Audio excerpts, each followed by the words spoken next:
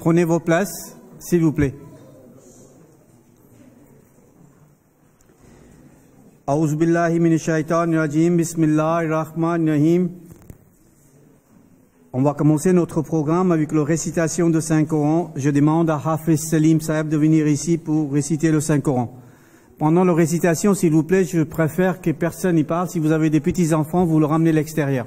Barakallahu fi. Assalamu alaikum.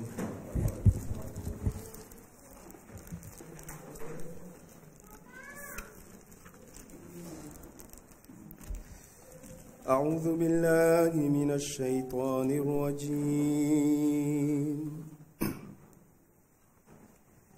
بسم الله الرحمن الرحيم.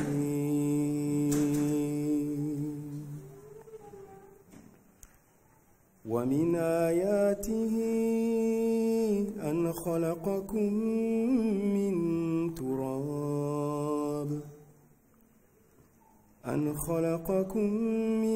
تراب ثم إذا أنتم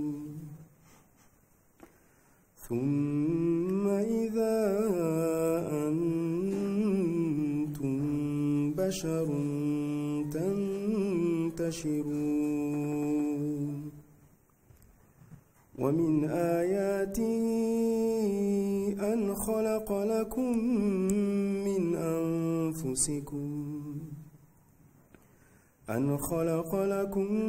من أنفسكم أزواجا لتسكنوا إليها وجعل بينكم مودة ورحمة إن في ذلك لآيات لقوم يتفكرون. ومن آياته خلق السماوات والأرض واختلاف ألسنتكم وألوانكم إن في ذلك لآيات للعالمين. ومن آياته منامكم بالليل والنهار وابتغاؤكم من فضله إن في ذلك لآيات لقوم يسمعون. ومن آياته يريكم البرق خوفا وطمعا وينزل من السماء ماء فيحيي به الأرض بعد موتها إن في ذلك لآيات لقوم يعقلون. ومن آياته أن تقوم السماء والأرض بأمره ثم إذا دعاكم دعوة من الأرض إذا أنتم تخرجون.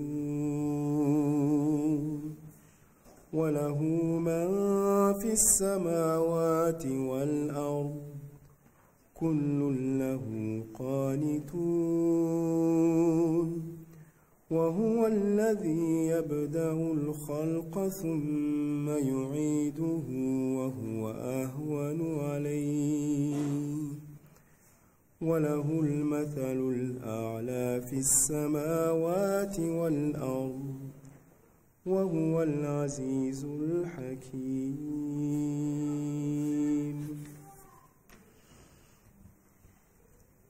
Traduction en français du chapitre 30, du verset 21 au verset 28.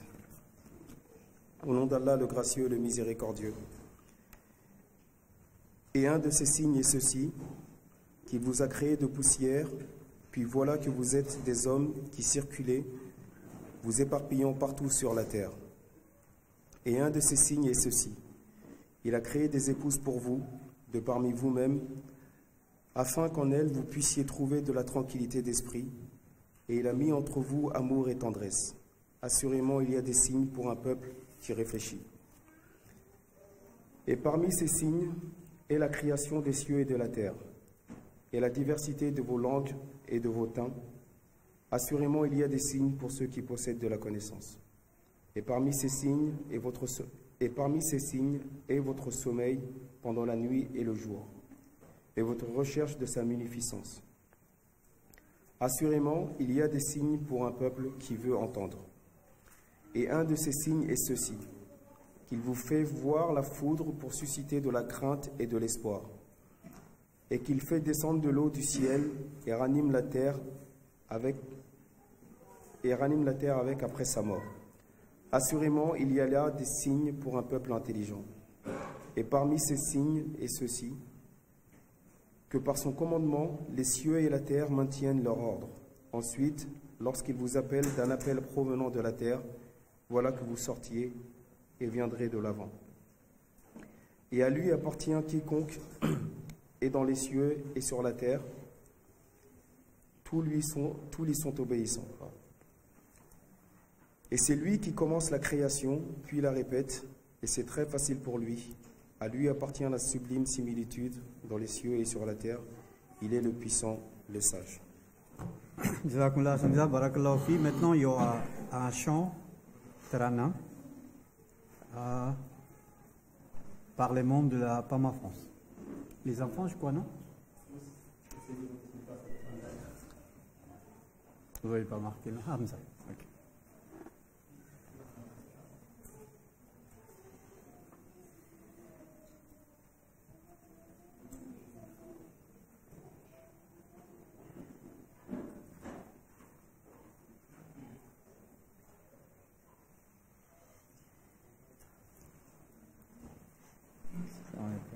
عليكم.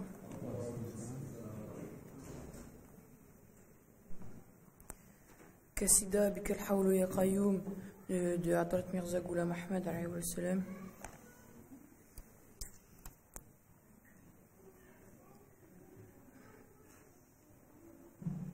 بك الحول يا قيوم يا من بعل العدا فوافق لي أن أثني عليك وأحمدا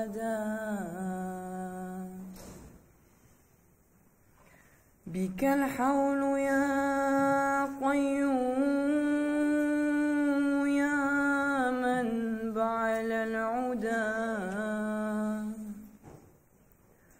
فوافق لي أن أثني عليك وأحمدا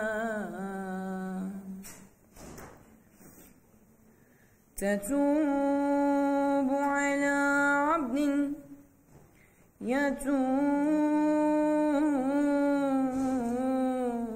تندما وتنجي غريقا في الضلالة مفسدا كبير عاصي كبير عاصي عند عفوك تافه فما لك في عبد لم ترددا تحيط بكنح الكائنات وسرها وتعالم من عجز ومحردا ونحن عبادك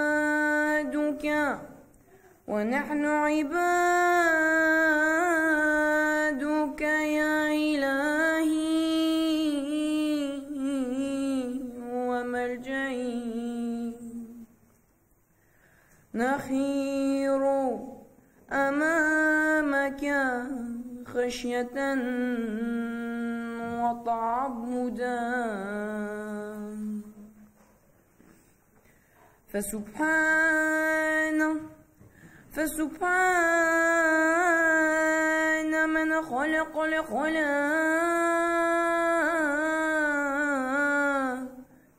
كلها وجعل كي شيء واحد متبددا غيور يبيد المجرمين بسحت غفور ينجتا بنا من الردى فلا تأمنا من سحت عند رحمه ولا تيأسا من رحمه إنا تشددا وحيد فريد لا شريك لذاته قوي عري في الكمال توعدا وحيد فريد لا شريك لذاته قوي عري في الكمال توحدا بك الحول يا قيوم يا من ضعل العدا فوثق لي أن أثني عليك وأحمدا.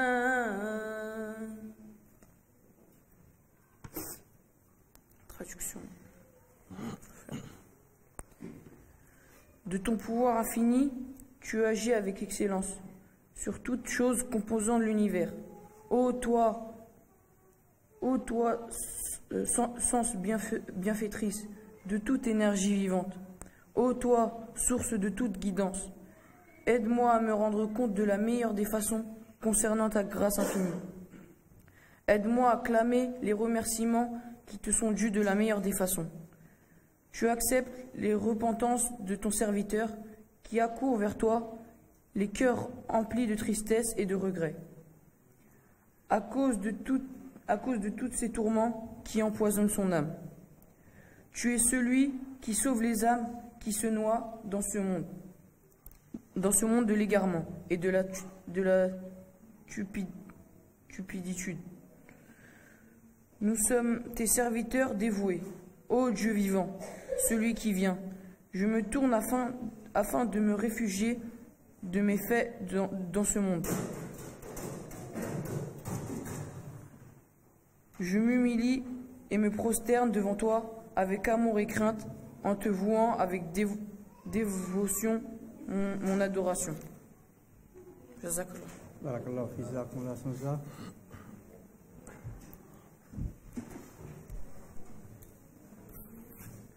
Assalamu alaikum wa rahmatullahi wa barakatuh. Ashhadu an la ilaha illallah wahdahu la sharika lah wa ashhadu anna Muhammadan abduhu wa rasuluhu amma ba'da fa'udhu billahi minash shaitanir rajim. Bismillahirrahmanirrahim. Alhamdulillahi rabbil alamin. Ar-Rahmanir-Rahim. Maliki yawmiddin. إياك نعبد وإياك نستعين اهدنا الصراط المستقيم صراط الذين أنعمت عليهم غير المغضوب عليهم ولا الضالين.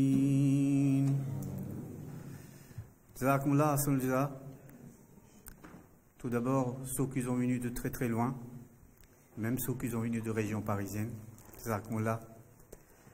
Je souhaite la bienvenue à notre très cher Sadr de PARMA, M. Tomika Lousaeb, qui s'est déplacé pour nous honorer et de mettre en place cette association Panafricaine.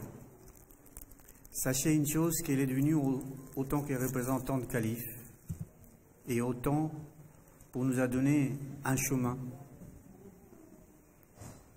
que le calife et de la Talab il a tracé pour nous. C'est un privilège. Un privilège et un grâce d'Allah aussi qu'on a un système de khalifa avec nous. Nous sommes comme des rivières. Et une rivière, il coule toujours en avant.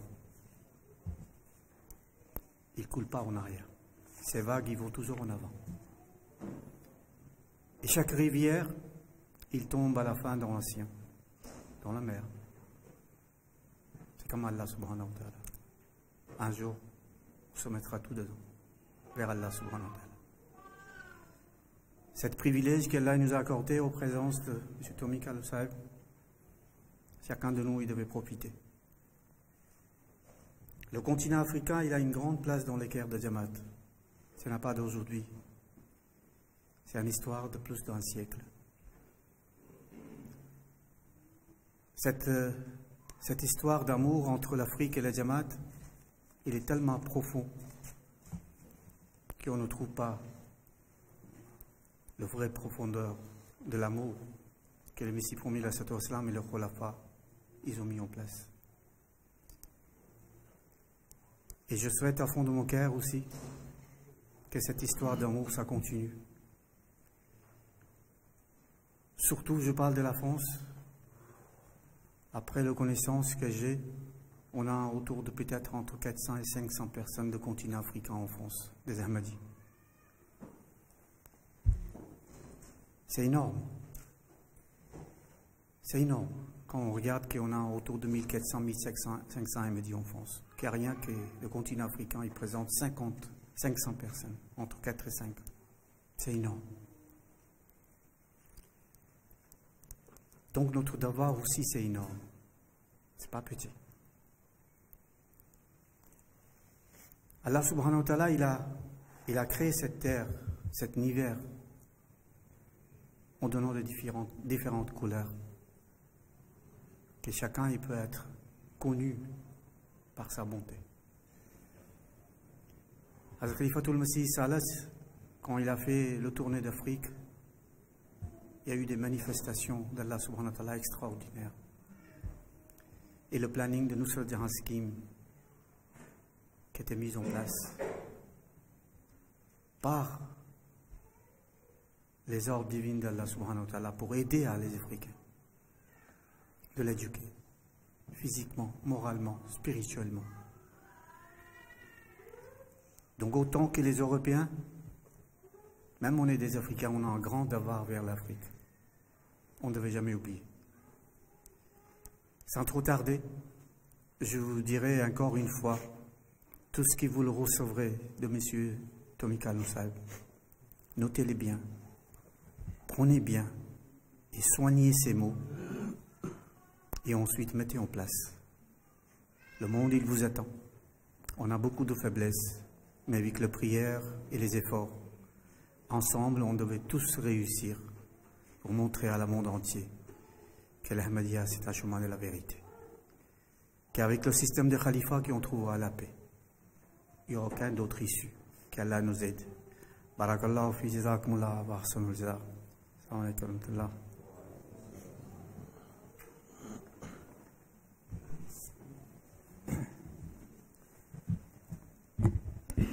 Maintenant, je demande à M. Tomika Lousaeb, le président de l'association musulmane Ahmadiyya de Panafricaine de Royaume-Uni, de nous présenter l'introduction de la présentation de la PARMA.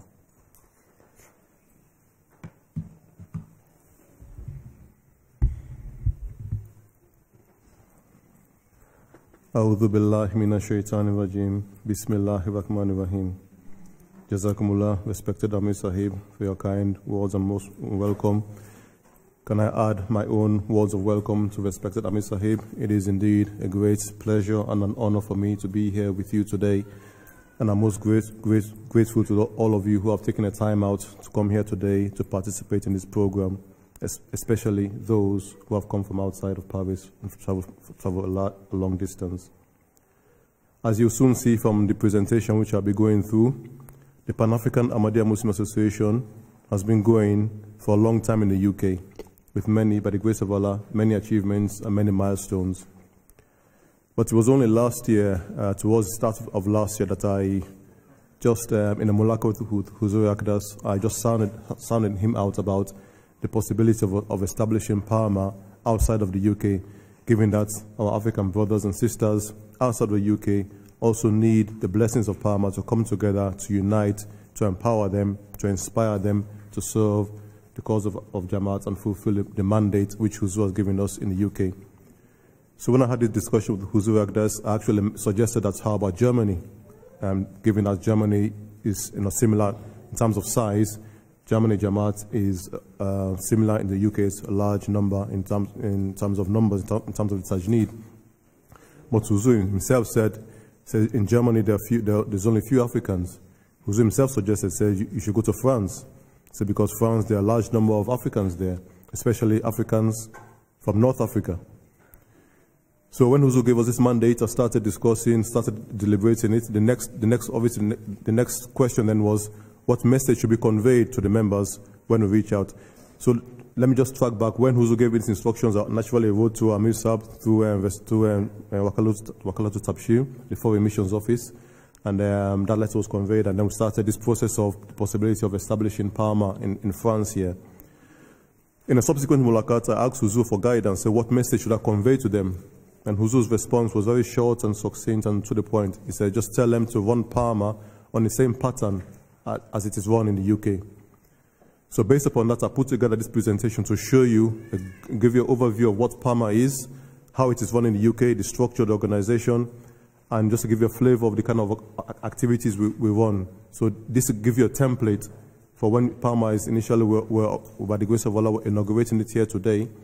So with that template, you can build upon that, and you have a template there to follow in the footsteps of the UK PARMA. So this presentation, inshallah, will cover, if I just kickstart it, will cover briefly an overview of what PARMA is. I'll give you a brief history, very high-level history of PARMA. We'll cover the mission statement of PARMA, the aims and objectives. We'll cover the organization and structure of PARMA. And finally, we'll go through some major achievements which have been done by PARMA worldwide, especially in the UK. So firstly, a brief high-level overview. So PARMA was established and named by our fourth Khalifa, Hazrat Khalifa Masih IV Rahimullah Ta'ala, Hazrat Mirza Tahir Ahmad, as you know. It was named by himself, so this is important because I know in some other countries, in Italy, they had a Pan-African desk, in USA, they had an African-American desk. What we're trying to do now with the blessings of our present Khalifa is to unify everybody and to bring everybody under one umbrella association. So everybody should be called PARMA, France, PARMA, Canada, PARMA, USA, PARMA, UK. So this way, just like Qudam Ahmadiyya and Sarwala and Lajna, we have the same name across the world so everybody knows who we are. Through that, we can establish ourselves. So when Huzur established the organization himself, he himself named it Pan-African Ahmadiyya Muslim Association. Pan, the word Pan, as you know, means across the range, the whole of Africa. So when we say Pan-African, we mean the whole of Africa, an organization or an association for the whole of Africa, for all Africans. So I'll expand upon that later. PARMA, secondly, is a subsidiary organization within the Jamaat, not a desk. We mean a desk normally exists for Tabligh purposes. So within the Tabligh department, generally you have a Bengali desk, an Arab desk, a Somali desk, for instance, Arab desk, or I've already mentioned that. So those desks exist only for Tabligh purposes, to convey the message of Ahmadiyyat, to preach, to undertake Tabligh. PARMA is an association, a majlis. So it has a wider mandate. As you soon see, it has many departments, not just Tabligh. So that way it has a wider mandate and it gives us more scope activities, more scope for events, more scope for to empower ourselves to deliver on the mandate. So it is a subsidiary organization, not an auxiliary. Kudam Ahmadiyya, Lajna and Savula, these are auxiliary organizations.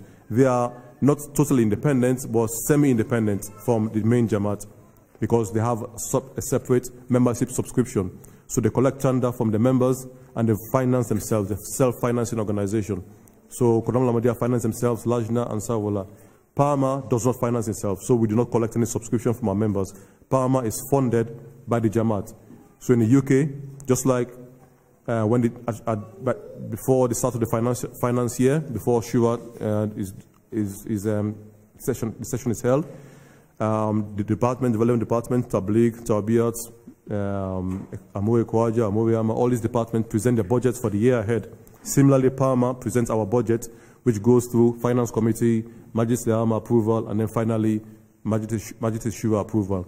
So we exist as a cost center within the UK Jamaat. So we get all our funding. Our budget is approved by Shura, and whatever budget is approved, we run our functions, any transportation, any event, any ziyafat, any publications, all printing, all those events, we run through the budget approved by Shura. Approved by, I say, recommended by Shura and approved by Marcus, because as you know, Shura does not approve, Shura only recommends, and Khalifa Tumasi himself approves and gives the final approval through the Marcus. So this is how PARMA exists. So this is the difference between PARMA and Kudam Ahmadiyya and Lajna and Savula. Those are auxiliary, we are subsidiary, so we are sub-organization within the main Jamaat. So when PARMA France is established, PARMA France will be a subsidiary organization of Ahmadiyya France, and you'll get your financing from the main Jamaat, and through all your funding will come from the France Jamaat, inshallah. So as I said, it's an association, not a desk. So we have a national executive, and we also have a Lajna and a regional structure. So for every office within the male organization, there's a corresponding Lajna office as well. So we have a president, as you soon see, and we have a Lajna president as well, or head of Lajna. So all the offices correspond. So we have a parallel Lajna structure. So this empowers ladies as well to become full-time active members of PARMA. They're fully involved in every single event. We always hold joint events, except unless it's a national executive meeting where we hold our separate meetings, the men and the ladies. In the beginning, we used to hold joint meetings because the ladies were new, and PARMA, when I took over, the ladies were not involved in PARMA. It was actually I, with the blessings of Khalifa Tumasi, I established the PARMA Lajna structure, and through them, the ladies needed to be trained, so we used to hold joint meetings so the ladies can get some experience. Then now they're trained, they have their own separate national executive meetings. So PARMA, as you know, is comprised of all Ahmadi Muslims of African origin. Now the word origin is interesting because it's not just people who live in Africa, who come from Africa. As I'll soon explain in the presentation, the word origin does not mean only those who come from Africa. It's all people who are originally from Africa, no matter what time you came from Africa. I'll explain that later when I come to that. And finally, PARMA is a diaspora organization, not for within Africa. Because I always get this question from members, especially in the African countries: can we establish a PARMA in Ghana? Can we establish a PARMA in Sierra Leone, in South Africa? Well, it would make no sense to establish a PARMA in Ghana, because PARMA means, Pan-African means across Africa, the whole of Africa. An association for all Africans across different countries. 99% of the Ahmadis in Ghana are Ghanaian. It makes no sense to have a Pan-African organization in Ghana when 99% of them are Ghanaian, and only a few of them who are non-Ghanaian are from Pakistan anyway. So it makes no sense. So PARMA is for the diaspora, so outside of Africa, in UK, France, Germany, Canada, USA, wherever there's a group of Africans, of African Ahmadis, we come together, we establish PARMA, and bring them under one umbrella organization. So it's not for within Africa, it's for the diaspora. So just to give you a brief history, PARMA was actually founded in 1986. So it's been going for almost three decades now. 32 years it's been existing. So as I mentioned before, it was established by 4th Khalifa, and Ismail Biki Ado Sahib, as you may know, he was appointed the first chairman. He passed away about 2 months ago, 3 months ago maybe, and Huzur himself mentioned him in his Friday sermon, and he led his Janazah Ghaib. So Ado Sahib was the first chairman. He led this association for about 20 years through its rudimentary stages. In 2009, when Ado Sahib retired back to Ghana, Issa Wema Sahib was appointed the second chairman. He held that position for 5 years until 2014, when by the grace of Allah, Huzur appointed my humble self into the capacity as president of the Pan-African Ahmadiyya Muslim Association of the UK. So like I mentioned before, with Huzur's guidance, we've been establishing PARMA in various countries. Last year, in July, we established for the first time in Italy. And then following the same month, in July, we established it in PARMA in USA as well. And then finally, in October last year, we established it in Belgium. And by the grace of Allah, I was able to participate with Huzour's approval in all these 3 inaugurations. And those now fully operational, by the grace of Allah, and especially in the USA where there's a similar kind of tajneed to here. I mentioned there's about 400 Africans in France. Same as the USA, there's African Americans and African combined, about 500 in total. By the grace of Allah, they're fully operational and they deliver on many activities. Also in Belgium as well, by the grace of Allah, small tajneed, only about 40 members, but very, very active. Very active by the grace of Allah. They're doing a lot of work in Italy as well. And those were the first 3 presidents appointed approved by Huzour Agdas. Ibrahim Ismail Sahib in Italy, Imam Abdullah Diba, who was my deputy when I was a Jamia student in UK. He was my naib president. And then when Huzour posted him to the USA, it was a natural selection for him. So Amir Saab on the recommendation. Huzour appointed him on the recommendation of Amir Saab USA. And then finally, in Belgium, Mohamed Al-Ghazawi Sahib of, I think it's from Algeria. He was the first president and current president in Belgium. Last week I was in France. I was in Canada for Jazza Salana, Canada. And by the grace of Allah, we held a similar event in Canada there, and then we established PARMA Canada. And then inshallah we held elections that we're going to do today. Those election results are with me. I'll be inshallah having a mulakat next Saturday, subject to Huzour's availability. And now inshallah present the results to Huzour. Inshallah Huzour will make the appointment of the first president of PARMA Canada, and inshallah also PARMA France if we get through the election successfully today. So let's move on to the mission, aims and objectives of PARMA. So just to set the scene, but what by mission we mean the vision. What is the vision of PARMA? So normally a company has a mission statement which sets out in a one statement the vision, the long-term vision of the organization. That is what a mission is. The aims, because we always say this word, aims and objectives. What are the aims? The aims are the long-term goals, what we're trying to achieve. So what are the long-term goals for PARMA? And objectives are those short-term goals which enable us to achieve the long-term objectives, the long-term aims, sorry. So that's the mission, aims, and objectives. So let's move on to the mission statement. So this mission statement, as approved by Huzour Agdas for us, is to unite, empower, and inspire the African Ahmadiyya Muslim diaspora to serve Islam, society, and Africa. So we get this question all the time from various people. What is the purpose of PARMA? Why is there PARMA? What is the mission statement? What's the objective of PARMA? So here we're having one statement, one sentence. It summarizes all of us. It's to unite all Africans together, to empower us. Because before, without being empowered, without a budget, without facilities, without a newsletter, without different organs, you have no mandate, you have no empowerment to deliver. When you come together, unite, and you're officially established, it empowers you to hold functions, to deliver, to convey the message. And that in turn inspires the African Ahmadiyya Muslim diaspora. So diaspora, obviously, those of us who are outside of Africa, not for those in Africa, to serve Islam, society, and Africa. So unite is a word you're going to hear so often because obviously Africa is composed of different nationalities, different cultures, different languages, so many. But when we unite, we come together, what we can achieve is so much more than when we do it disparately by different organizations. So in English you say, the whole is better than the sum of the parts. If you add the parts together, it does not equal the whole. The whole, when you come together as one unified body, you achieve so much than if you add all the parts together. So the whole is better than the sum of the parts. That's the reason why we come together, we establish PARMA as one umbrella association for all Africans. So moving on to the aims. So these are the long-term objectives, what we're trying to achieve in the long term. It is to unite African Ahmadis in the diaspora under one umbrella association. It is to raise the flag of Ahmadiyyat throughout the continent of Africa.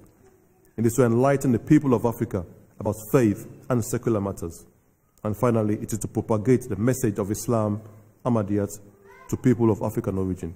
So these are the long-term objectives what we're trying to do. This is our goal, long-term. Eventually, our goal is to conquer the whole of Africa. And not only Africa, all people of African origin. So these are the long-term aims. So how are we going to get there? These are the short-term objectives which enable us to get there. So first of all, we have to seek out the lost lions of Africa and bring them back into the fold of Jamaat. This phrase, lost lions of Africa, was actually given to us by Khalifatul Masih IV, Rahimahullah Ta'ala.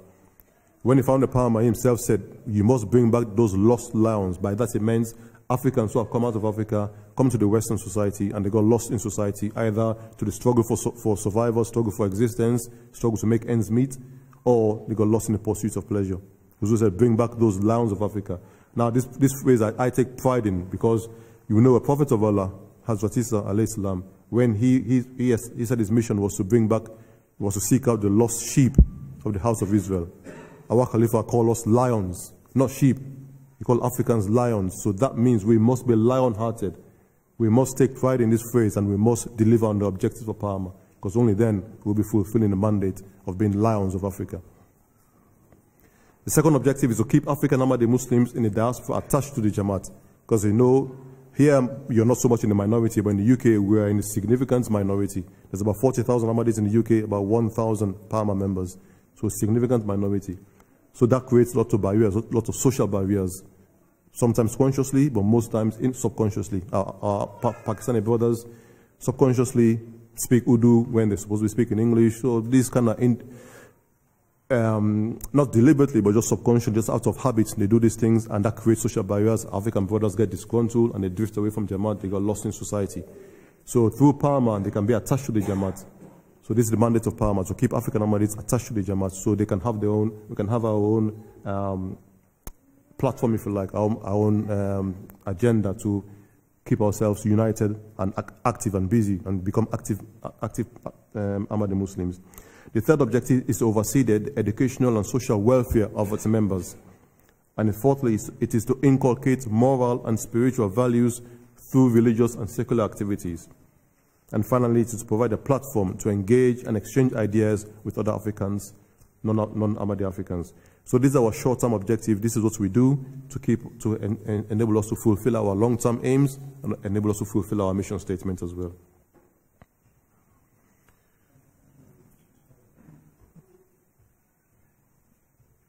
So moving on to the organization and structure of PARMA.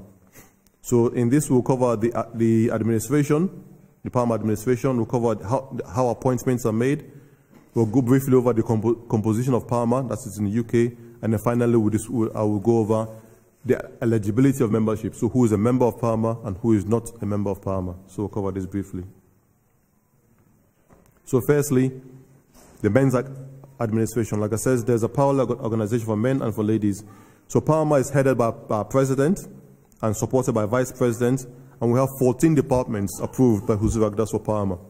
Like I said, just like the Jamaat itself, I think Jamaat has about 22 Jamaats or so, 22 departments. Kudam Ahmadiyya, Lajna, and Sawula, they have about 15 to 17 each. PARMA, we have 14 approved so far, which is the General Secretary, Finance Secretary, Tabligh Secretary, Talim Secretary, Tarbiyat Secretary, Ishad Secretary, External Affairs Secretary, Internal Affairs Secretary, Tajneed Secretary, New Ahmadi Secretary, Atfal Secretary, Sports Secretary, Khidmat Khalaq Secretary, and Rishta Nata Secretary. So these 14 departments, which is like a blend of mixture of Jamaat departments plus auxiliary association departments, all come together because we are both for men and women and the Jamaat as well. So we have a blend of these. These are approved for PARMA. So for 14 departments, we have 14 secretaries. And PARMA UK so far, we're divided into 6 regions. Obviously, it's up to you to, and incoming administration to decide how you're going to break down the PARMA into different regions in France. But in the UK, we have 6 regions. So we have London, where most members exist. We have the Midlands regions as well, which is the middle of England. Then we have just PARMA East, North, South, and West. So they're the 6 regions we have in the UK. And like I said, we have a corresponding head of Lajna, who has the whole Lajna executive that reports into the head of Lajna. So the head of Lajna then reports into the president. So in fact, I'll move on to that screen. So just like it says, we have a parallel Lajna structure. So the ladies themselves, they have a head of Lajna who reports to the president, and she's supported by deputy heads of Lajna, and again 14 secretaries. So for every department on the men's side, there's a corresponding department on the ladies' side. This way we work together, and every single thing we're doing, we work together with the ladies. We take our ladies with us. And I can say this now. If somebody were to ask me, because by the grace of Allah, PARMA in the last 4 years since I've been, by the grace of Allah, it's been a whole raft of activities. Is gone with Huzur's guidance. It's gone to a whole new level. And if somebody were to ask me, what is the reason for this? If I can name 3 reasons why this has been successful, I'll put this as one of the reasons: the Lajna structure. Because our Lajna, because they've been motivated, they've helped PARMA so much, they've served PARMA, they've been fully involved in every activity. And when the ladies are involved, they bring the children, obviously they encourage the men to come as well. So this PARMA, the Lajna organization, our ladies in Lajna and also in the USA as well, the national, they're fully motivated, fully empowered to hold on activities. Because especially in the UK, when ladies, obviously our Pakistani ladies are less fluent in English than the men. So the men sometimes they get away with English, but the ladies so much so they speak mostly Urdu. So when African ladies go to meetings, they get fully excluded, excluded. So through PARMA now, the ladies are once more empowered, they're really motivated to become office bearers within the Jamaat, within PARMA. Through PARMA, they have the opportunity to become office bearers, not just in the national level, but they have also corresponding regional structure. So for every regional president in PARMA, there is a regional head of Lajna. Again, there's a regional executive or regional amla. Again, for men, there's a regional executive for ladies as well. All these two work together and correspond to whole regional events, national events. So this has empowered the ladies and the men as well to work together. So briefly, what are the roles and responsibilities? Obviously, I won't go through this in detail, but you know, this is there for, obviously, one I can share this with the incoming administration. But the vice president is supported by the vice president. General secretary does what the general secretary does in Jamaat in Kudamul Ahmadiyya, Lajna and Sawula. Finance secretary does the same as finance secretary. So encourage members to become channel affairs, deal with matters of finance, etc. Tabligh secretary to convey the message of Ahmadiyya. So the same thing with Tabligh secretary does in Jamaat, it does in PARMA as well. So these 14 departments are covered here, I mentioned here. So just the roles and responsibilities are the same as Jamaat, Kudamul Ahmadiyya, Lajna and Sawula. Now, how do we make appointments in PARMA? So the first thing is PARMA, the president is elected by the members of PARMA and is approved by Khalifatul Masih. This is important because the president then reports to Khalifatul Masih. So I report, obviously, I miss as well, I report to him any important activities, I report to him, keep him updated, obviously discuss matters with him, events, but obviously I also report directly to Khalifatul Masih and have regular mulaqat with him, where I get guidance from him on various matters. So the president here as well in France will obviously report to Amir Sab and Tabshi as well, and also report to Huzur Agdas directly as well. So the national executive is then nominated by the president. So after the president is elected and approved by Khalifatul Masih, then the president, so I would, as in my case, I would then nominate my national executive to Huzur Agdas, then Huzur himself would approve the national executive. So again, it's important, just like Jamaat, Kudamul Ahmadiyya, Lajna and Sawula, the national executive of PARMA is also approved by Khalifatul Masih. The regional presidents are also approved by Khalifatul Masih. So again, on the nomination of the president. So again, I would nominate the regional president and Huzur approve them himself directly. And finally, the head of Lajna himself, herself I should say, is nominated by the president and approved by Khalifatul Masih. Moving on, the regional executives then are nominated by the regional presidents and approved by the president. So in the case of the regional executive, the regional amlas, they are not approved by Khalifatul Masih, they are approved by the president. Likewise, the Lajna executive is nominated by the head of Lajna and approved again by the president. And then finally, the regional Lajna executives, in this case, are nominated by the regional heads of Lajna, and then finally they're approved by the head of Lajna, in this case, not by the president. And what's the tenure? In terms of tenure, the president is elected every 2 years on Huzur's instructions. So we just held elections this year at our Ijtima. We held elections, and by grace of Allah, I was reappointed following the recommendation of the members. So I'll be president at least for the next 2 years. And then the other members are appointed annually. So everybody else is appointed annually. So every year I will nominate a national executive, regional president, and head of Lajna to Huzur Agdas at the start of every PARMA year. Our PARMA year runs from the 1st of May to the 31st of August, to the 31st of April every year. So at the start of the year, I will nominate the national executive and regional president and head of Lajna. Following their approval, then again the rest of the appointment take place by the regional presidents, head of Lajna, and regional heads of Lajna. So, membership of PARMA. This is where I'm going to say who is eligible for membership and who is not eligible as well, conversely. So, PARMA, these are the eligible members. So, all indigenous Africans. So, obviously, indigenous Africans remain the black Africans, if you want to use that phrase. Secondly, the Arab North Africans. And this is important because people sometimes think Africa is only for black Africans. Not at all. Africa comprises a whole lot more than that. Huzu himself instructed me that, in fact, in a subsequent Mulaka, Huzu told me that there's a lot of Algerian Ahmadis in Strasbourg, and they should be brought on into the fold of PARMA. Admittedly, at the time when Huzu gave me these instructions, I assumed by the name Strasbourg, I assumed he was in Germany. So I wrote to Ahmadiyya.fr Germany, saying Huzu instructed me to bring PARMA members in Strasbourg under the fold of PARMA.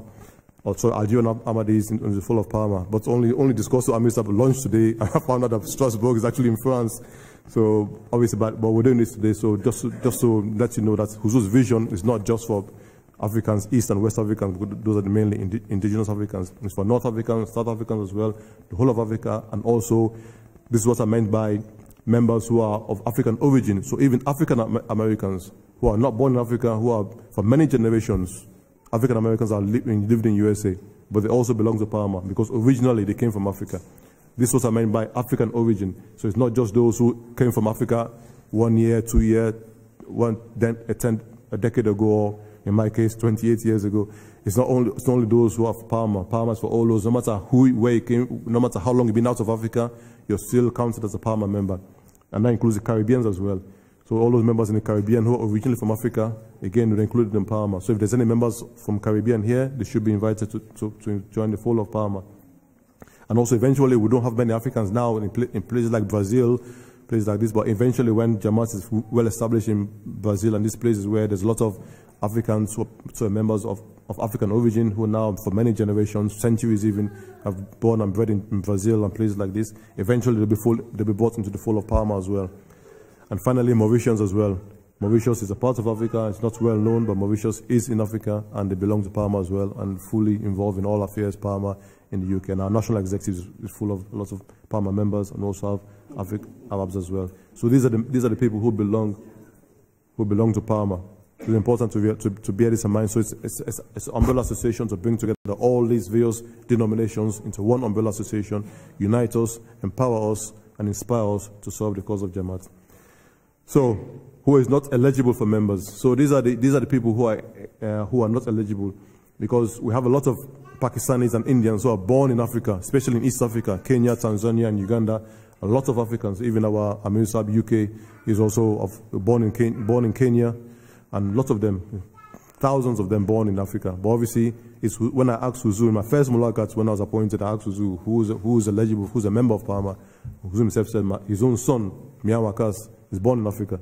Huzu himself excluded Mian Wakas. Otherwise, Wakas would be one of your members. Huzu's own son was born in Ghana, so, but he's not a member. He says this is only for Africans, because, and the wisdom is there because they're in the majority anyway. If they come and take over PARMA as well, then we'll be in the minority within our own association anyways. So that's the reason why Huzu said they're not eligible. But it's only for Tajneed purposes. As you emphasize, it's only for Tajneed purposes. That's the reason why we don't include them in the Tajneed when we count PARMA members. In terms of involvement, obviously those members who are born in Africa, they have great love for Africa, great attachment to Africa. They fully support us in all our activities. We invite them sometimes as judges for whenever Ijtima, we invite them as judges, or whenever Africa Peace Symposium, we invite them, they invite the guests as well. So they're fully involved in all activities, only for Tajneed.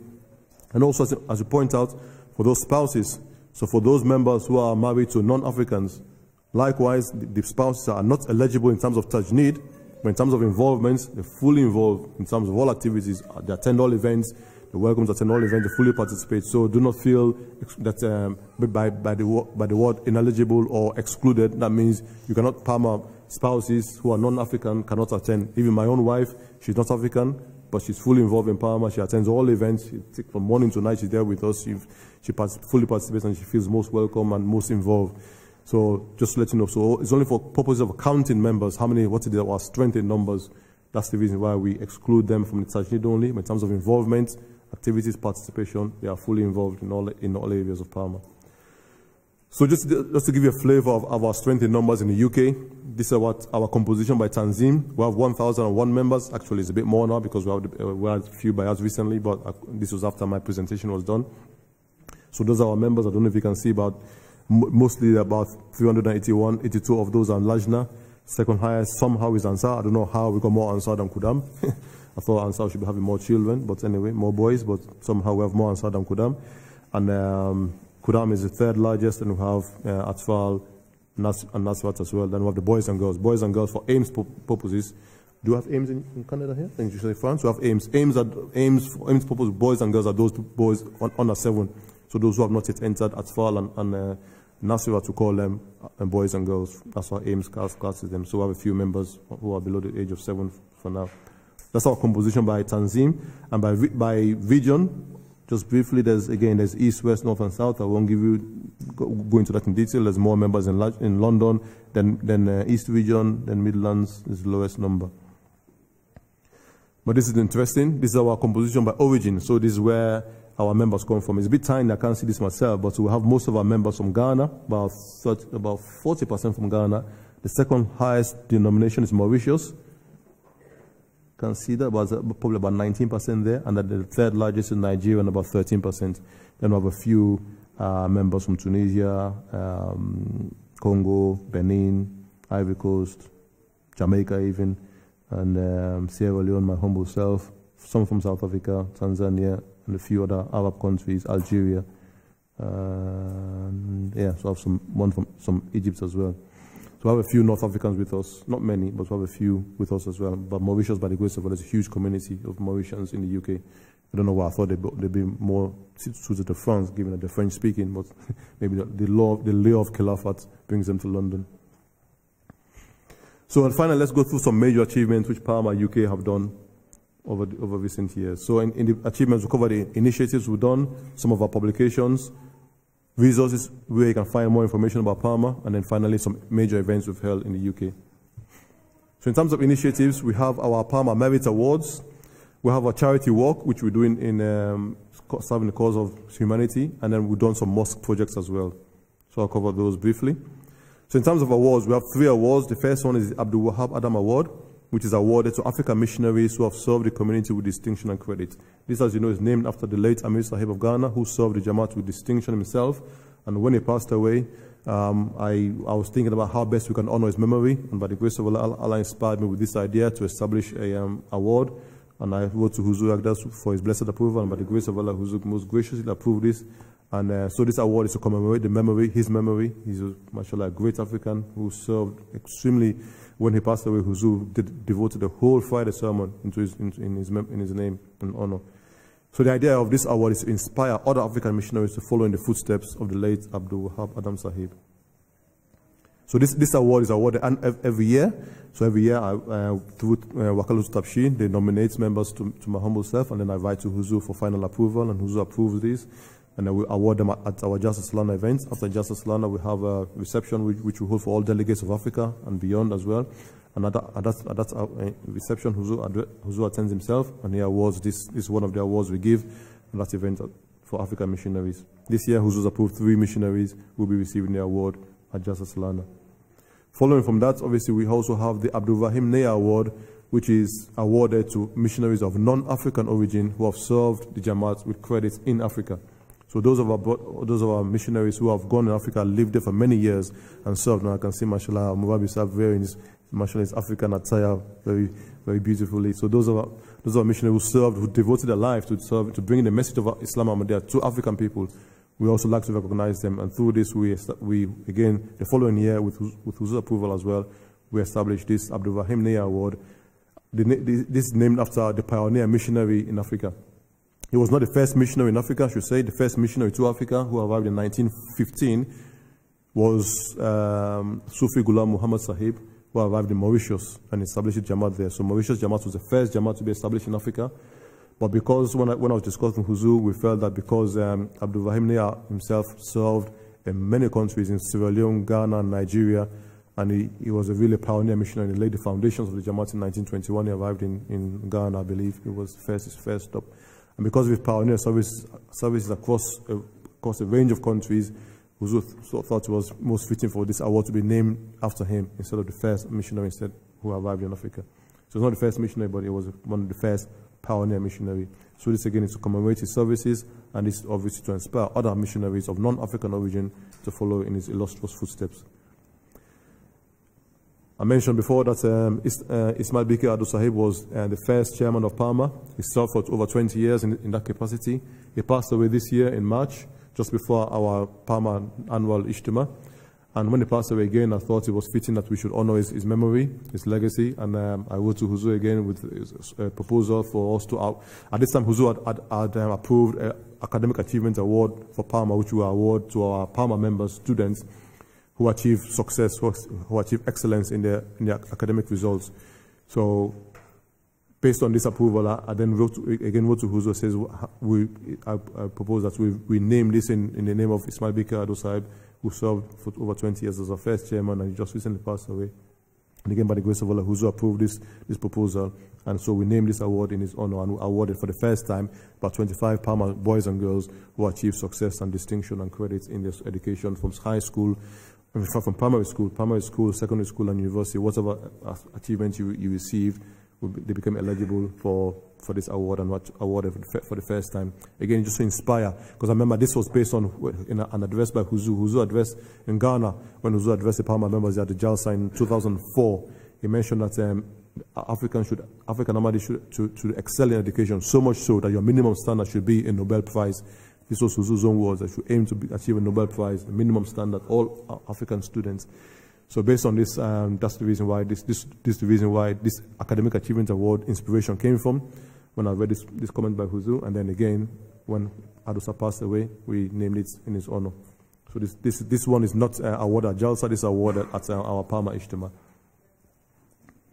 So moving on to our charity work, we've done a Water for Life campaign during Ramadan. Over recent years, we've raised funds, mostly online, also offline as well, for Water for Life campaign, working with Humanity First. This is one of Humanity First projects. They raise funds to build or establish water wells in Africa, in sub-Saharan Africa, other places in Africa where there is not available clean water supply. So we dig wells, and so this is to finance these operations. By the grace of Allah, I've done a few projects work with Humanity First over the years. And again, we do Gift of Sight campaign. This is obviously another project by Humanity First to restore those people suffering from cataract blindness. We restore the sites. And again, we raise about £10,000. We raise about nearly £20,000 for the Water for Life campaign, and we raise about £10,000 for the Gift of Sight campaign for PARMA through Humanity First. So this Humanity First are running various projects in Africa as well. So this is to fulfill our mandate. One of our mission statements is to serve the cause of Islam, society, and Africa. We're Africans, we have an obligation to serve Africa. So through this Humanity First and also IAAE, we work in collaboration with them. Again, this enables us to fulfill our mandate. And then finally, in terms of initiatives, we've also done mosque projects. So I don't know anybody here from Burkina Faso or Benin. By the grace of Allah, in 2016, with Huzu's approval, we raised funds. Our target was £5,000 to £10,000 to raise funds to build a mosque in Africa. On Huzu's, when I sought guidance from Huzu where we should build a mosque, Huzu said in Burkina Faso. Huzu nominated Burkina Faso. Huzu instructed Burkina Faso. So we raised funds. When we raised funds, actually raised about £30,000 was raised, so more than our budget. So because of that, we had funds left over, and then again, we sought guidance from Huzu to use the surplus funds to build a second mosque, and then Huzu nominated, instructed that it should be done in Benin. So the first mosque was completed in 2017. Huzu named it Masjid Nasser in Benin, in Burkina Faso, and that's the very mosque there. So this is the actual mosque in Burkina Faso. And then this year, Huzu, just probably last Mulakat or the Mulakat before, that's when the mosque was completed, and then Huzu, I think my last Mulakat, in fact, then Huzu named it Masjid Bashir. So it's interesting to know that actually over 2 occasions, without any connection, Huzu named one mosque Nasser and one mosque Bashir. Without any, that's Huzu is divinely inspired, Immediately he connected 2 mosques, Nasser and Bashir, the 2 Khulafa, third and second Khulafa. Without even looking at the first mosque. He didn't know, because obviously Huzu named so many mosques over the years. He doesn't keep a record of how many. All I gave to Huzu was a list of all the names of all mosques in Benin, current mosques, so he doesn't choose the same mosque. So I gave him a list of all. He had a look through it and said, okay, Masjid Bashir. And I was blown away that he connected the 2 mosques straight away. Nasser and Bashir, obviously they have a phenomenal connection. So this is how we know that this, again, our Khalifa is divinely inspired. So moving on to publications, by the grace of Allah, we have a newsletter, which we do. In fact, I'll go through it briefly. This is our newsletter. Huzu himself called it Pan-African News. Yeah. So this is a quarterly publication, which captures our activities and events. And this actually did a special edition last year, a review of 2017, because it was a bit of a special year for us. and we did a catalog, so just a catalog for future purposes, all our activities, all our events. So this Huzu himself named this Pan-African News. When I wrote to him with the idea and asked Huzu to name it, he suggested the name Pan-African News. So this is our regular quarterly magazine, sometimes more than quarterly, but this is our magazine which we're going to present. In fact, if I give a copy and a small token to respected Amir Sahib, I know you have to leave fairly soon. So this is our humble token to Amir Sahib. So that's our newsletter. We also have an information brochure which captures again just essence of PARMA, just to give to our guests, when we have events, just to inform them about PARMA, our activities. In 2010 to 13, we celebrated the independence, the 50th anniversary of independence of African states. Various states, starting with Ghana, various states, African states reached the 50th anniversary of their independence. We held a series of what we call Africa at 50 events. And Huzu came 3 times, he addressed these events. We invited all African ambassadors and African intelligentsia, our Jamaat dignitaries as well. And Huzu addressed these events 3 times. So we compiled these Huzu's addresses into a brochure, and just to propagate Huzu's wisdom to African people. So we'll have this available as well. We'll distribute this to our guests as well. And I also send this to all African ambassadors in the UK. And also in France as well, because some African countries don't have embassies in UK. They have embassies in France. So something like Benin and Burkina Faso, a few they have embassies here, so I send them here rather than in the UK. We also have exhibitions which captures various events, various activities, and this one is most interesting. This last one is about in their own words. So these are various African leaders. Obviously, you cannot see it here; it's a bit tiny. But various African leaders in Africa, what they said about Jamaat, will capture their words as well. It's really good for Tabligh as well. We share the credit they give to Jamaat is available to all of them to see. Press releases, it was Huzu's instructions that whenever you have an activity, you should make a press release to obviously broadcast this to the wider audience. So again, we have a relationship with Radio Rainbow, a radio station, Trumpet Media, and also More Than Ghana. These are online newspapers who have, by the grace of Allah, published a few of our events as well, at Jalsa and also specifically PARMA events. You can see Huzu's picture there in the Trumpet Media. So in terms of resources, this is where you can find more information about PARMA. And obviously, we have a website, so please, I'll come on to that soon. We have a Twitter account, very active. Again, Instagram account, again, very active. Facebook account, most active. And finally, YouTube account, not so very active as it goes, but inshallah, we'll try to boost that up. So in terms of our website, it is parma.org.uk. So please note this. You can go there, you can find more information about PARMA. All our events are there, all our photos, videos, our mission, a brief history as well. Our newsletters are available online as well. So this is a repository for more information if you want. In terms of daily updates, so what's happening even the events here as we sit, we have a very active Twitter account with over 3,000 followers. It is there at PARMA_UK. So that's our handle. So please follow that, and you to stay updated on various activities. Even this event taking place, we've tweeted it, and lots of publications going on about various activities of PARMA across the world. Similarly, we have an Instagram account. Again, we have about 1,000 followers there. Again, the same handle, PARMA_UK. Again, you want to follow there if you're available on Instagram. Follow that, and then inshallah you stay updated on PARMA activities. We have a very active Facebook account as well, over 7,500 followers by the grace of Allah, our page. And again, that is PARMA UK, at PARMA UK, that's the handle. No underscore in this because Facebook doesn't allow underscore. So Twitter and Instagram are PARMA_UK, Facebook is just PARMA UK. And then finally, like I said, we have a YouTube account as well, which is a repository for all our videos. Again, it's not very active, we only have about 70 subscribers. We need to find a way to increase our following there as well.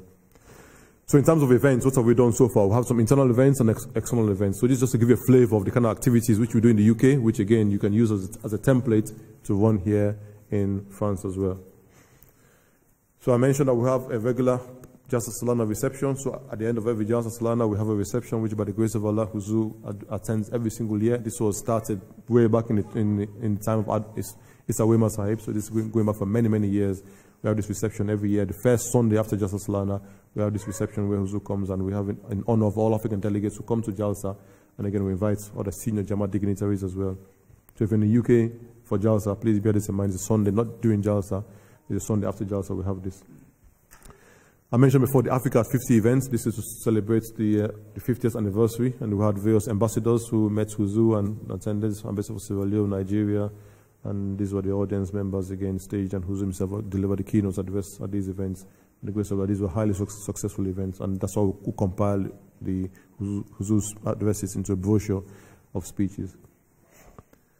Every year, this is one of our most popular events. Every year, we have an Eid Milan family picnic at Jamia Ahmadiyya UK. By the grace of Allah, this brings together all our African members from all over the UK. They come in, we take over Jamia, we paint in African colors. And the inspiration behind this was Huzu wants us to have our African members to become Jamia students.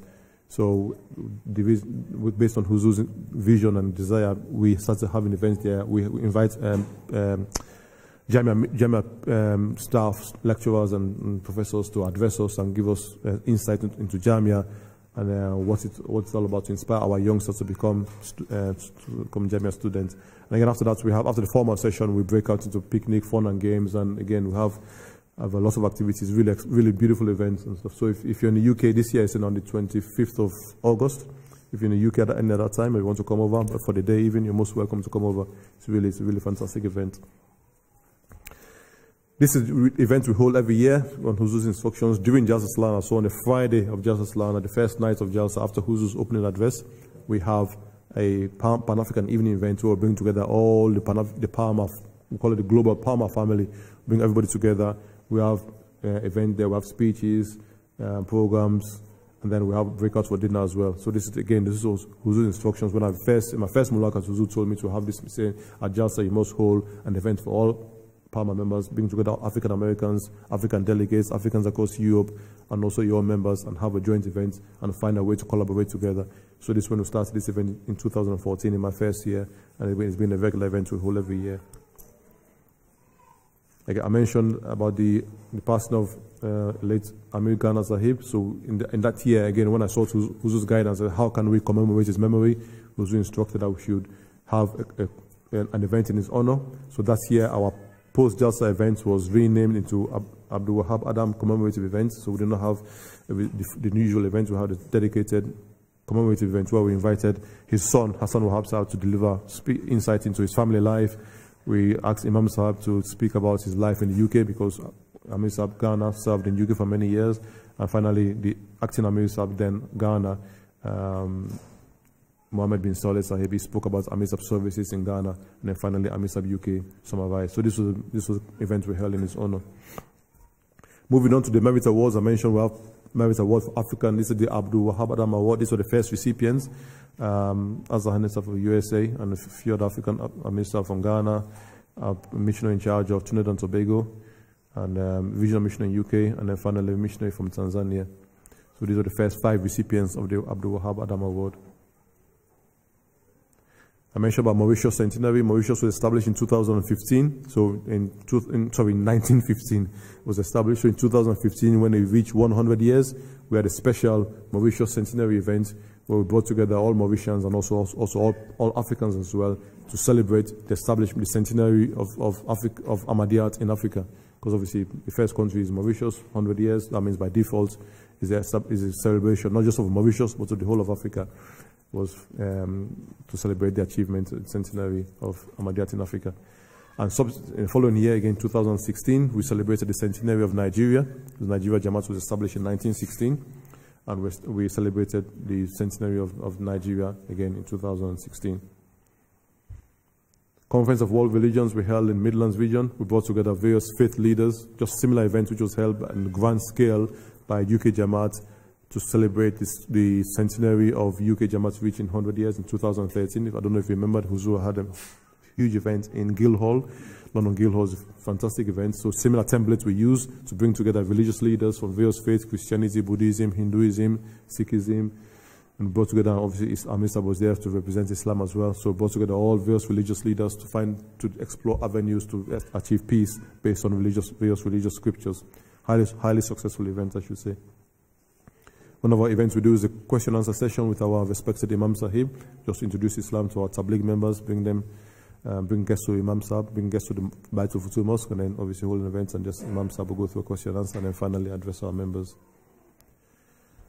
Talim and Tarbiyat forums we hold for our members, again, to educate our members on various aspects of Talim and Tarbiyat.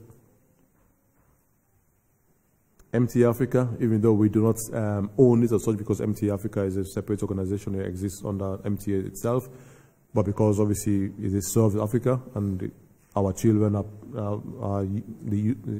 involved in activities and our members are involved in the running of it. And because of that, we work with them and we help train the children to go on these programs for them. So MT Africa, we work in close collaboration with them. That's why I included it there. I mentioned that we have our own dedicated PARMA Ijtima. So in this was with Huzu's blessed approval, because obviously again the Jamaat is predominantly Asian. Our members go there, they feel shy to participate in various events. So based on that, I sought guidance from Huzu and approval to have our own dedicated PARMA Ijtima, or bring together all Africans at one day. Huzu said have a one-day event, or bring together all Tanzim, Ansar, Lajna, Kudam, Atfala, and Nasrat. We have a parallel event. We have a joint opening session, a joint closing session, sometimes a lunchtime session together. But afterwards, we break away into various areas of Baitul Futu, and they have separate parallel events going on for Lajna, Kudam, Ansar. Everybody hosts events, and we come together finally for joint prize distribution on the ladies' side and on the gents' side as well. So again, for 2 years when we had this event, again, it's to bring together all Africans and give us an opportunity to participate, to compete with each other, to vie with each other in good works, as the Holy Quran says, vie with each other in good works. Last year, for the first time, we held our Africa Peace Symposium.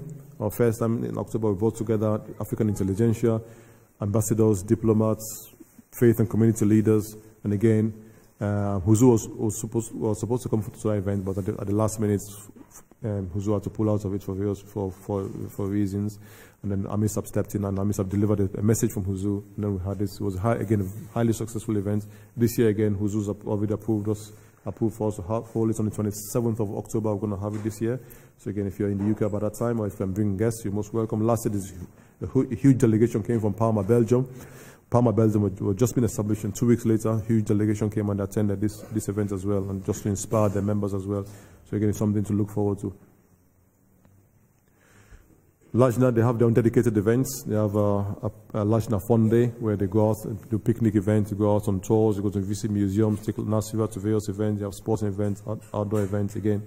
So they hold those events exclusively. They had their own recently. When I was in Canada, they had their, and doing Justice London, Canada, they had their events in London there. And again, they brought all the Lajna together to have this event. So again, then they have that across all regions as well. So again, just one of the separate events which they have. I mentioned that we launched PARMA Italy in July last year. So again, that's one of our key events we had last year. So following from that, we launched PARMA Belgium as well. And finally, we launched PARMA USA at Justice London, USA last year. Again, highly successful events, huge attendance from the USA. In fact, so much so, the hall, people had to stand outside the hall. It was so full, there was no space for people to sit inside. That's how much interest there was in the USA. And the grace of Allah, it's been highly successful. This is an interesting topic because,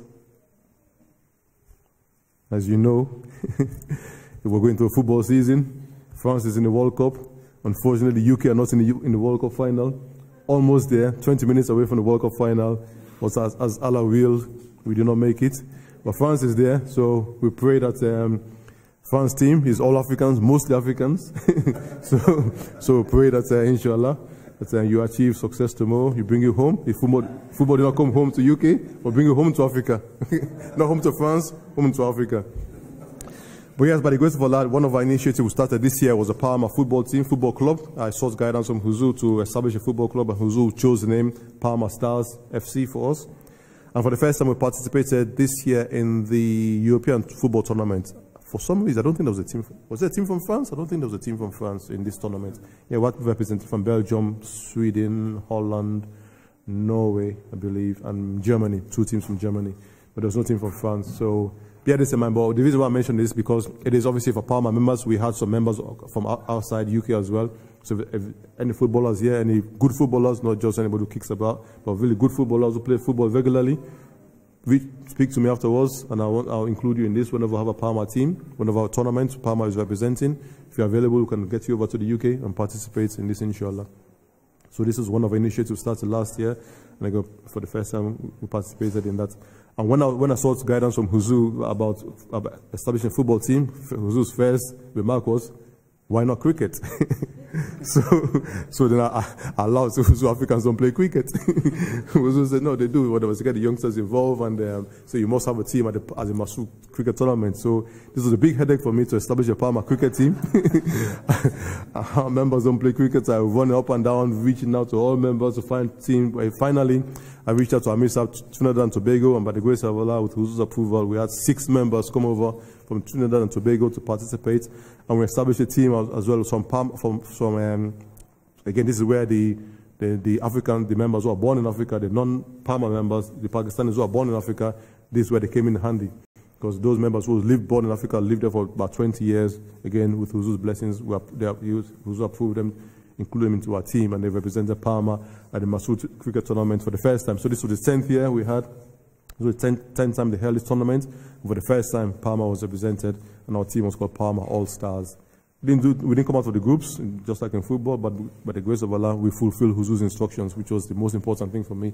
Because when Huzu said, you must have a team, that's an instruction, and I had to fulfill that. By the grace of Allah, we fulfill that mandate. So finally, just towards the end of the presentation, what has been the impact of PARMA? So, as you can see, PARMA has really enhanced the spirit of brotherhood and sisterhood among the members. It's really been a really good platform for us to come together, to unite, to inspire, to empower us to serve. And because of that, it's developed leaders. By enhancing that spirit, it's developed leaders at all levels, because we become office bearers at every level, national, regional, local, men and women, all members, a lot of members, about 200 to 300 members are office bearers across all executives, national, regional, men and women. And because of that, we're developing leaders, we hold events, we appoint event chairman, Ijtima chairman on the men's side, on the ladies' side. So they develop leaders, they become experienced in managing events and delivering events, whereas they will not get this opportunity if they're without PARMA. So as that develop leaders, that becomes, they'll be able to serve the Jamaat more, they become more involved in the wider Jamaat. As they become more involved in the wider Jamaat, that increases their attachment to the Jamaat.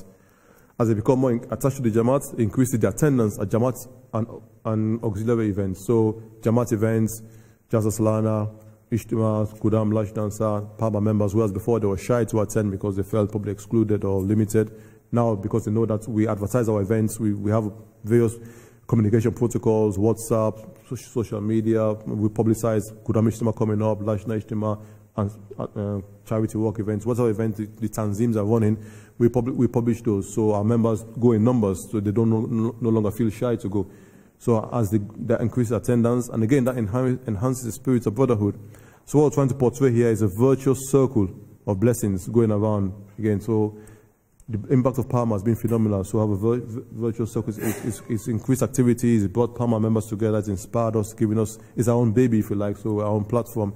So members really take pride in PARMA, across, not just here, but in the USA, in Belgium, in Italy, they take pride in belonging to PARMA. So much so many members want to become PARMA members.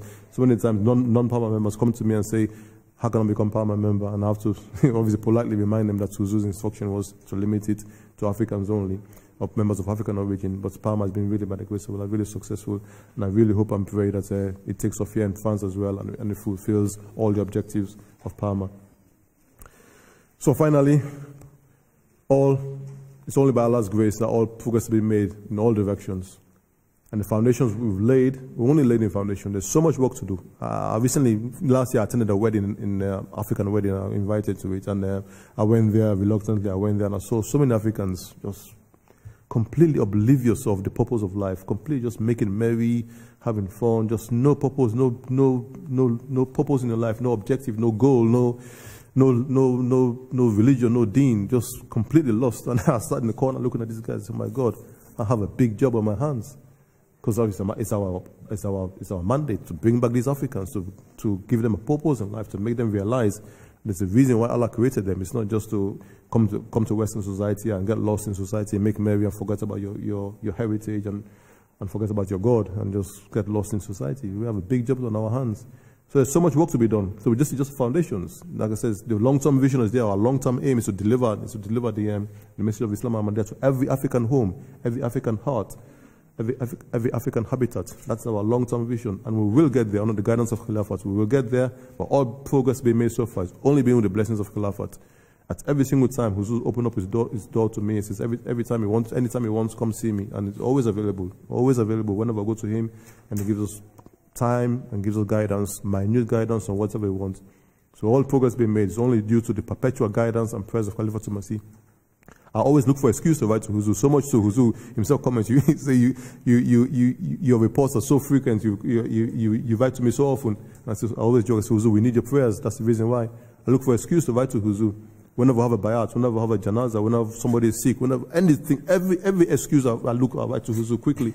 And through that, always PARMA is in PARMA is reminded always, and we always get the blessings of his prayers. And that's the reason why, by the grace of Allah, there's been so much activity. And this is one reason why my predecessors, they were not so much have that contact with Khilafat, with Huzu. By the grace of Allah, because of my experience as Sadaq Ahmadiyya, I'm able to use that template and write to, and obviously I use the opportunity, because Huzu, when Khalifa Tumasi opens his door to you, you should take advantage of that and always have the avail yourself of that blessings of having his direct guidance, because there's nothing compared to that. When you come out of Mulakat, I have so many instructions, so much guidance that I have to convey across the whole world. And it really inspires us. And again, that's continuous prayers and guidance. That's what really inspires us to achieve so much. But it says this is just a template. There's so much more to be done. Inshallah, collectively, we'll bring together the African diaspora in France, in Germany, in Canada, in USA, UK, Belgium, Italy. Bring all of us together. We can achieve so much more, inshallah, when we work together. Jazakumullah. Thank you very much, friends, for having me. Là maintenant, ce sera une pause de thé. Et le thé et des gâteaux, ça sera des gâteaux africains, si j'ai bien compris. Hein. Et ensuite, ça sera les élections concernant le PARMA en France et le dernier discours de la présidente, M. Tommy Calon. Et ensuite, ça sera la session questions-réponses et prière silencieux. Mais juste une petite chose, là maintenant, je devais vous acquitter. Je devais partir en Angleterre pour voir Khalif. Demain, j'ai un rendez-vous avec lui à 10h du matin. Donc, je ne serai plus là. Mais pour me remplacer, je demanderai à notre missionnaire en charge de venir ici pour me remplacer, pour accompagner notre président, M. Tommy Calon. Et maintenant, ça sera la pause. Merci beaucoup. Après la pause, je demanderai à M. missionnaire d'ici. En tout cas, merci beaucoup d'être ici. J'espère que vous allez vous profiter pleinement. N'oubliez pas de faire prière pour moi aussi. Il y a un programme très chargé demain avec Khalifa Idala Ben Aziz. J'espère que ça sera bénéfique, qu'il sera là très bientôt avec nous.